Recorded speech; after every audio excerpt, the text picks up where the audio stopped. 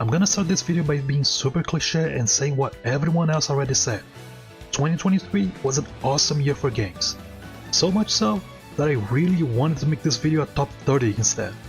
It was tough to filter only to 20. Now, if you don't know the rules already, I don't count only games that came out in 2023. I count every game that I played in 2023, not counting DLC. If I did, then Future Redeem would have won, duh. I want to keep some surprise, right? Also, this is my list and obviously I haven't played every game.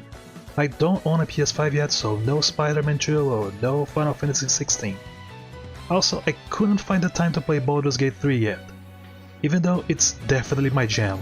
Like I said, way too many games this year. Is that all? Okay then, let's go.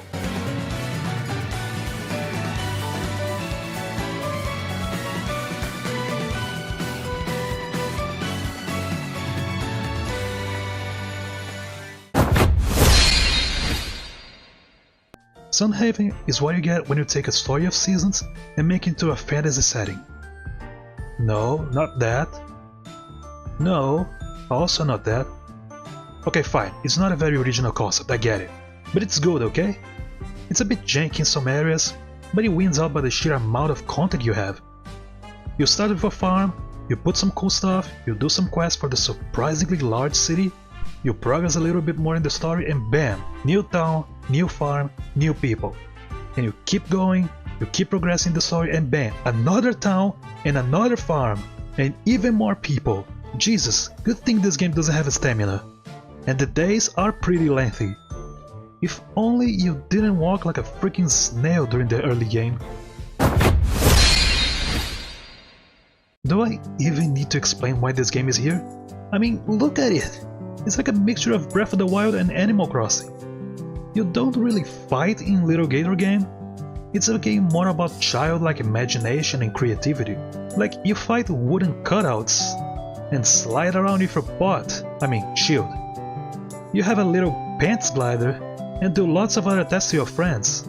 All of this just to get the attention of your older sister, who is now so busy that she doesn't have time to play with you, you monster. Hell has a special place for people like you.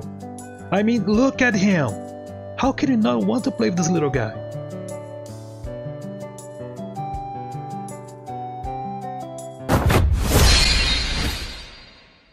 So, after getting addicted to Danganronpa in the previous year, of course I wanted to get the next game for the team, Master Detective's Archive Ranko. This game goes even more into Phoenix Wright, which I absolutely love by the way, but gives it its own spin. You see, this is an investigation game, and you partner up with different detectives that each have a special power. For example, one of them has the power to reproduce the scene of the crime in the very moment it happened, letting you investigate clues that aren't there in the present. And once you gather all the clues, you're then transported into this weird-ass dungeon, where this pink-haired chick, which is the god of death by the way, helps you piece everything together and finally figure out the culprit. Oh, and there are RPG battles by the way, that you fight with the truth. And once you fight the real culprit, they die. So yeah, it's still tough, just like Danganronpa. It's pretty! That's basically all there is to it, actually. I definitely prefer Forza Horizon way more than its racing scene counterpart. This is actually my first Forza Motorsport. I used to play Gran Turismo more. And I hear from veteran players that this is kind of a step down from previous games, specifically in the progression department, and I can see why. It's very dry. You get a car, you choose a playlist, you do the races, in between each one you can upgrade your car. I mostly just hit the auto upgrade button and move on. I don't have the patience for this stuff. You rinse and repeat until you clear all the playlists. It's still a fun game just to play for an hour or two when I have nothing better to do. Maybe with a steering wheel is better, which is something I'm constantly debating myself on buying. And again, it's pretty!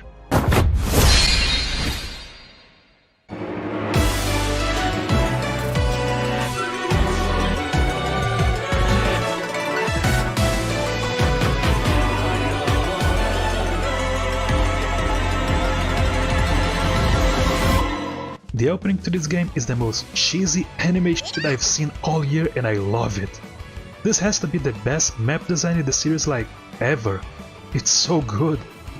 Sure, the story is kinda meh, and the supporting cast is pretty one-dimensional, but the gameplay is such a banger. They have this cool engage mechanic that lets you fuse with one of the best Fire Emblem heroes, and you get their abilities and some other cool stuff. They also took some stuff for the mobile game like those ABC skills, and the gacha, of course. I just kinda wish modern Fire Emblem games stopped relying on bringing back previous characters. I feel like we're seeing a lot of that nowadays. Like, we get it guys, you like Marth, Marth is great, stop using Marth. It's like putting Shulk in every single Xenoblade game. Oh wait.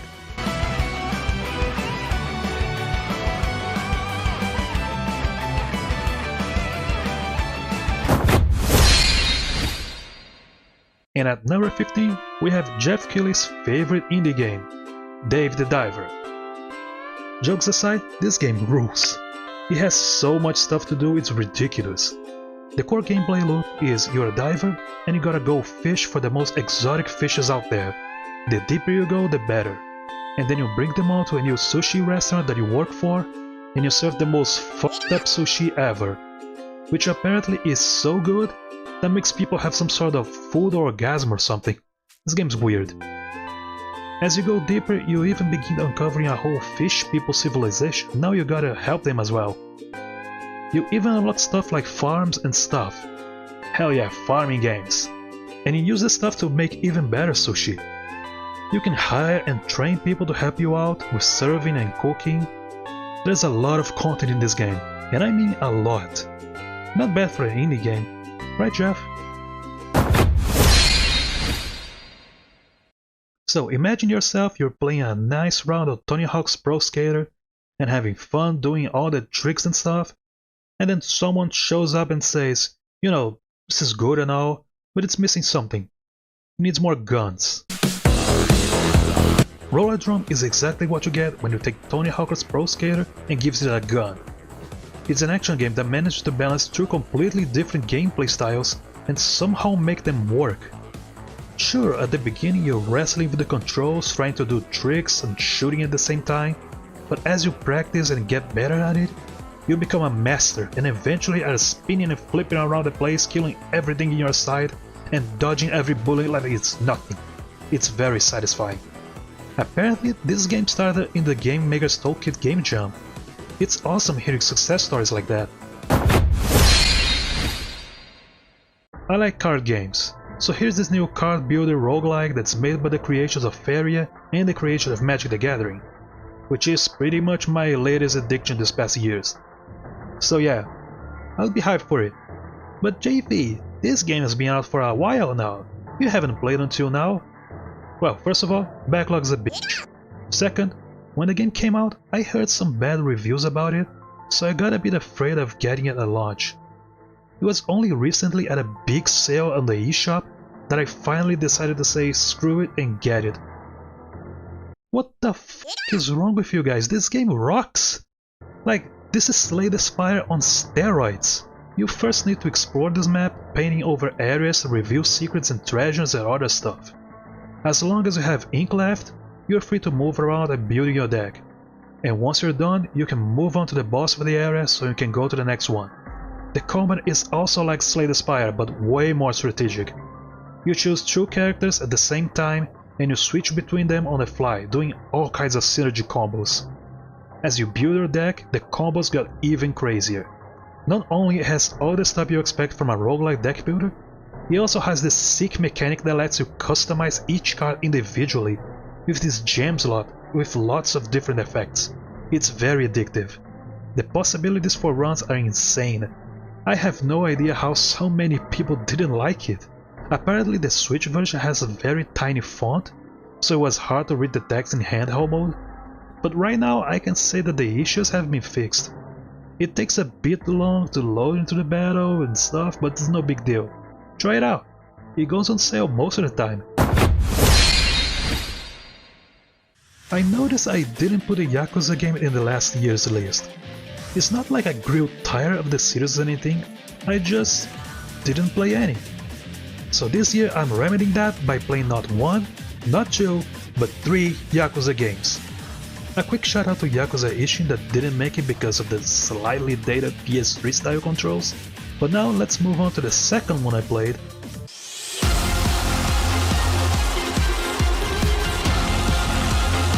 Lost Judgment is the sequel to the Yakuza spin-off Judgment. That is basically what if Yakuza became a Phoenix Wright game.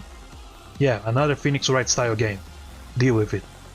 You play as a former lawyer that turned into a private detective and solve various cases. Some weirder than the others. It's still a Yakuza game after all. The sequel takes place in the same city as Yakuza 7, so it is big. And the main story revolves around the murder of a teacher in the local high school. Speaking of the high school, you are hired as a counselor for the detective club. And all the other clubs as well, because apparently every single teacher is a goddamn idiot at their jobs. I kid you not, this whole club thing? That was like almost 70% of my 80+ hour playtime in this game. I spent so much time in this goddamn school that I forgot that alright, I'm supposed to investigate a murder or something. Nah, screw it, robot fight bitches! There are dance clubs, robotic clubs, photography clubs, video game clubs, because of course there is. Freaking motorcycle death race clubs? Why are high schoolers riding motorcycles with rockets? Truly, the Yakuza experience. Hey, Sonic Team, come here.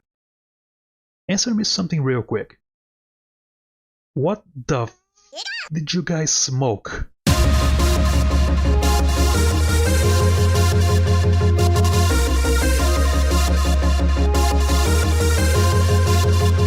Holy sh**, talk about a redemption arc! Sonic Frontiers must be the most fun 3D Sonic games I have ever played, period. Look at this movement, look at it! I've never had this much fun moving around since Mario Odyssey. The new open zone design was perfect.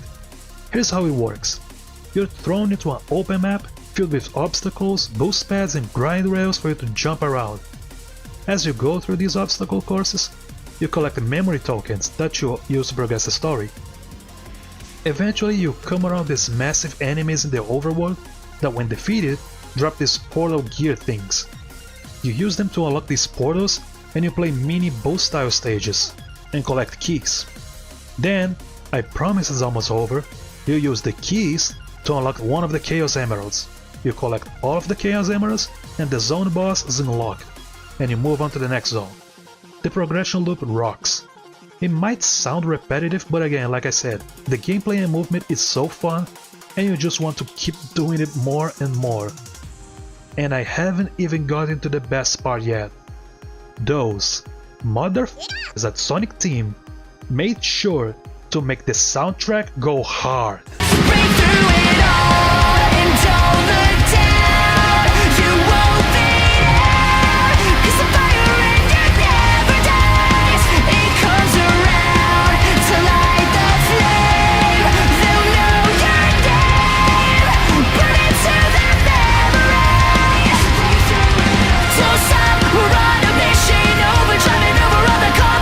The free DLC story can go die in a fire though.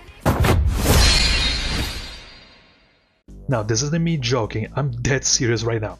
Ghost Trick needs to be played by more people. This game is a masterpiece and I'm not joking. So what is Ghost Trick? It's a detective puzzle game hybrid made by the creation of Phoenix Wright. Yeah, I know, another Phoenix Wright, shut up. You control the ghost of a guy who just recently died and lost all his memories. And to get them back and figure out what happened to him, you gotta go around as a ghost, possessing objects on the environment while manipulating the world around you to prevent other people from dying. Like, you have to hop from object to object, sometimes moving them or turning a motor on, move around through phone cables, and everything in real time. If you're not in the right spots, you miss your opportunity. But the game is very friendly in letting you try again over and over again until you get everything right. And the story? Oh, it is so good. You see this dog? His name is Missile. I love him. Play this game for him. Do it! HiFi Rush is a blast. It's an action game, but all your attacks and movement are tied to the music. Kinda like Crypto the Necrodancer or Cadence of Hyrule, but bigger and better. And the writing is so funny. Chai is such a goofball. He wants to be a rock star and entering this program to be tested and shit. But then he ends up getting fused to a music player, and that's why he attacks to the beat of the music. Because video games. But seriously, who cares? The gameplay is such a fun time. Like I mentioned before, you have to attack in the beat of the music, but it's not annoying. The game does a phenomenal job in putting you in the zone. Everything is on the beat of the music. The enemies, the environment, the obstacles, the platforming. If your rhythm is on point, you will be dodging everything with no issues, and it's so satisfying. Pikmin 4, or as I like to call it, Pikmin 4, is the game that Miyamoto promised us was very close to being finished like 8 years ago. I guess Miyamoto's version of near-finished game is this. But yeah, jokes aside, goddamn what an incredible game. It brings everything from the past games. All the Pikmin types plus new one with ice and glow Pikmin. Caves are back from Pikmin 2. Yay!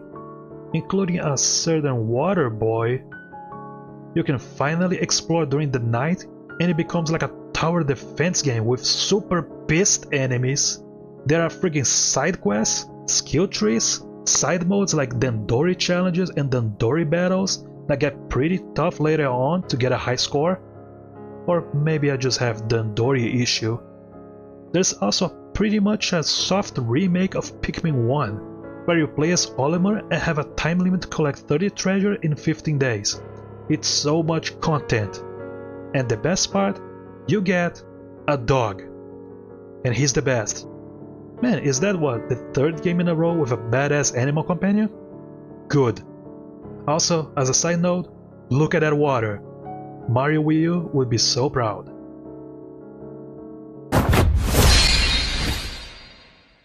Man, Starfield is funny. Here's pretty much one of the most hyped up games in the last decade or so. It's pretty much Skyrim in space. And when it comes out, no one really cared. But man, I don't know about you guys, but this game really clicked with me.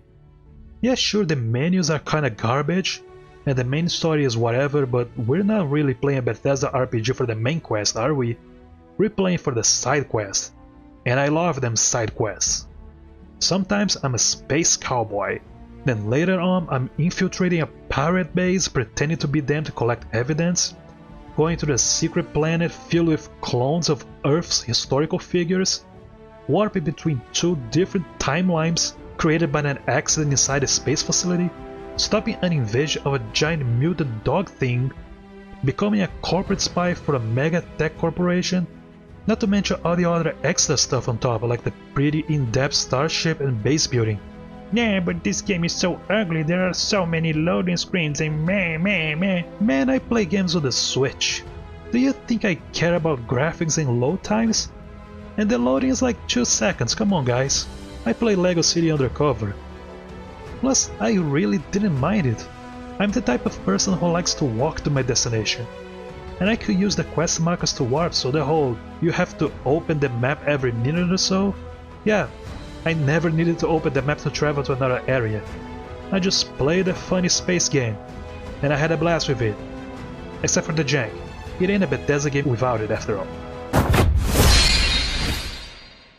You missed Yakuza already?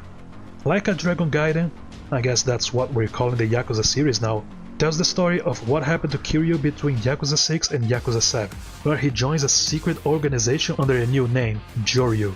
And his disguise? Sunglasses. Because that always works.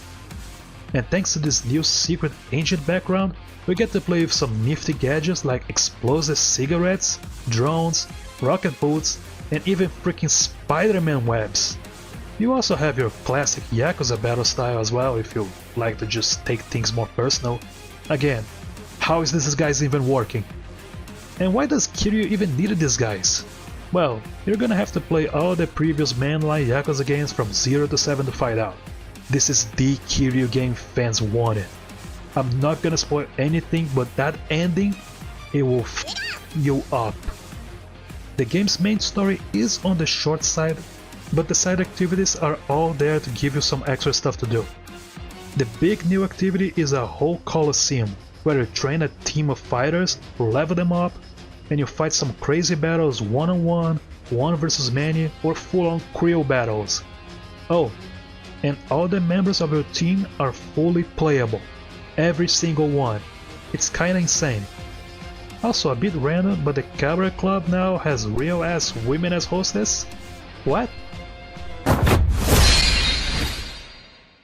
So, you like old school RPGs? Especially Chrono Trigger? Then Sea of Stars is for you.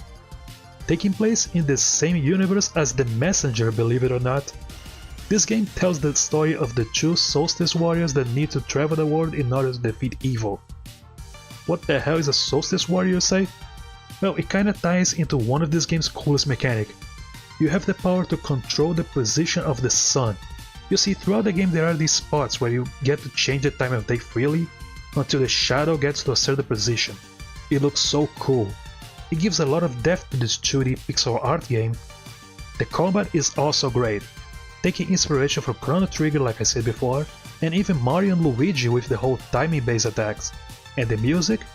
Some of the sounds were composed by the man himself, Yasunori Mitsuda, the composer of Chrono Trigger, Chrono Cross, and of course...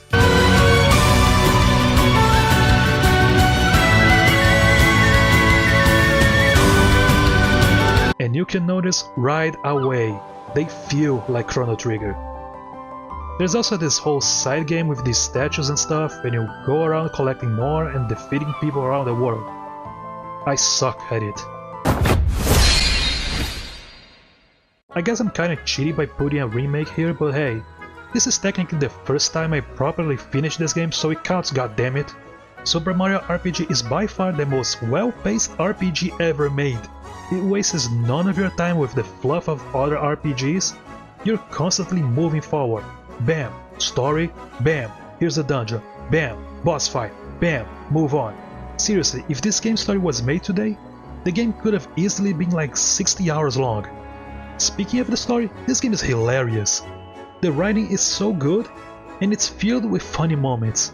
Whoever decided to make Mario talk using only mimicry, I hope this person got a raise. It's genius.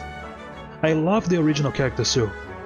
Man, I miss when Mario characters had original characters instead of Blue Toad, Yellow Toad, Toad with glasses, Toad with hat. We got Geno, Mallow, Booster, Boshi, Croco, Belome, the XM Ranger, Bahamut, and of course, Culex, in all his pixelated glory. The game now added these cool triple special attacks that are unique to each party combination. They play this awesome CGI cutscene and completely destroy everything. This game is a classic and the remake makes it even better. You know when you play in a game that's just fun? That's Super Mario Bros. Wonder to be.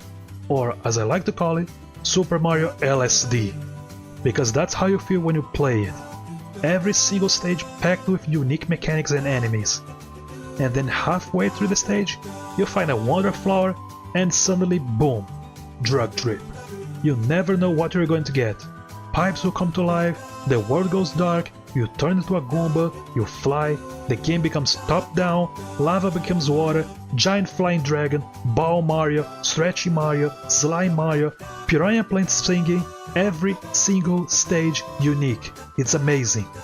Another cool addition are the badges. You can equip one of those before each stage and they can help you out with extra coins, or let you survive Borderland speeds, or even give you new moves like a double jump, floating cap, wall climbing, freaking grapple hook, because every game needs a grapple hook. There are also badges that make the game harder, like forcing you to constantly run very fast, or even turn you completely invisible. Lots of cool ways to replay the levels. And that's all in addition to all the new power-ups, including one the internet will sure have some fun with. Another cool feature is online multiplayer, but unlike most Nintendo games with online, it's actually good. While playing, you'll see various ghosts of players playing in real time, and while you don't really interact with them directly, You can help them out by placing a standee that you get via gacha, by the way, and that will serve as a sort of checkpoint for people to go if they die and get revived. You can also help each other find hidden collectibles, especially in some stage called Search Party, where you kinda need to work together with other players to beat it. And if you want to play with only your friends, you could set up a private lobby and do races against them. It's pretty fun. I hope Wonder brings in a new era of Mario 2D platformers, where every single frame of animation has heart put into it, instead of the boring 3D models from New Soup. Never go back to New Soup.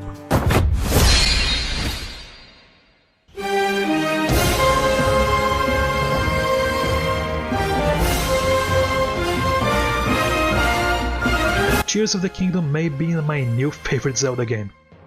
Not only it's better than Breath of the Wild, but it actually made me appreciate some of its design choices, namely the weapon durability system.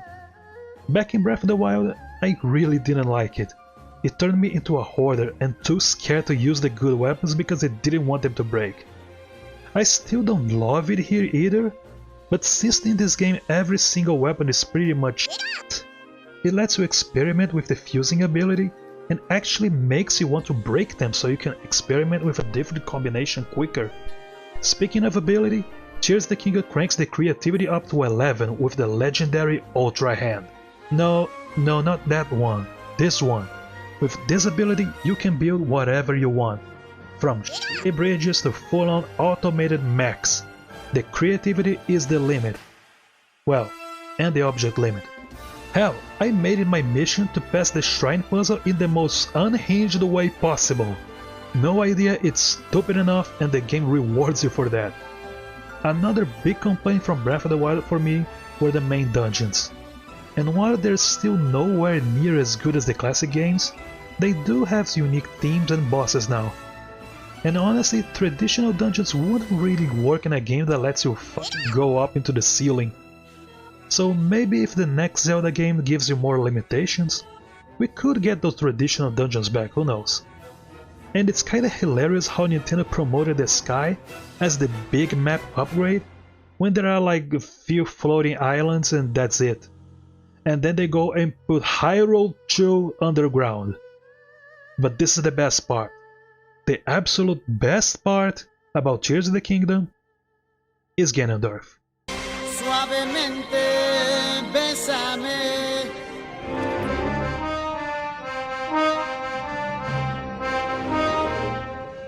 Before we get to number 1, here is a pretty long list of honorable mentions. Metroid Prime Remaster. I felt it would be unfair to count it, but this game is a masterpiece. Picross 3D Round 2. Very unique Picross game with a lot of content. Need for Speed Unbound. Not as good as Heat, but still a damn good Need for Speed game. Yakuza Ishin. Like I said earlier, jank PS3 combat. Cassette Beasts. Cool creature collecting RPG with a neat fusion mechanic. Pentiment. Obsidian at its best with their choices matter storytelling, and a pretty awesome art style. Arcade Paradise. There are games inside my game? F-Zero 99. F-Zero Battle Royale, bitch! And of course, I'm feeling full of beat!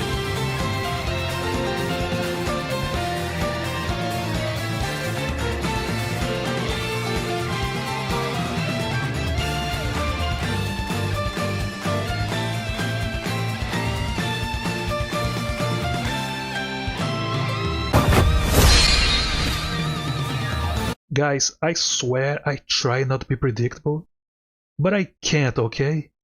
I like them pixels, man.